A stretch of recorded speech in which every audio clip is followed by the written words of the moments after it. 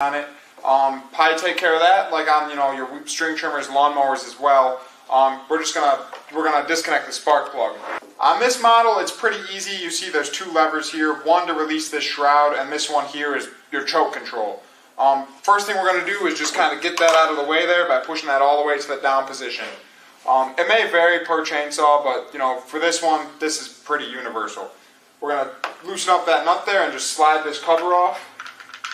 Kind of give you another angle in there. Your air filter, your spark plug is going to be on top here. You can kind of see a top view of it. First thing we're going to do here is just pop off the air filter.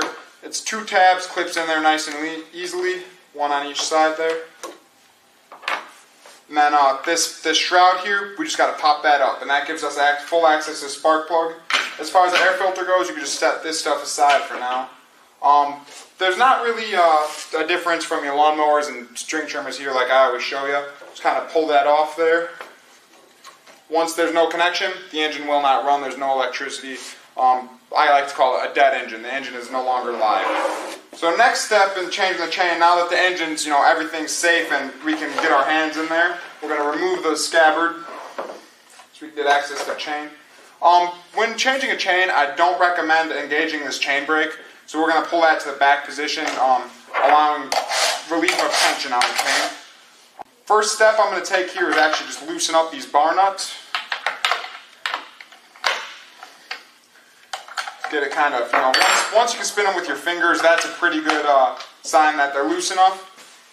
Same tool that they give you with your chainsaw, I call it a scrunch. We're going to take the flathead end and just relieve this little screw here, and as you can see, the chain will drop. What this screw does on many different brands of chainsaws, that relieves tension of the bar, allowing to, that gives us an extra inch or so to work with the bar and chain. So now I go ahead and just spin these off. They should be finger loose already. Get all this stuff out of the way for now so you guys can see in there. Remove that cover.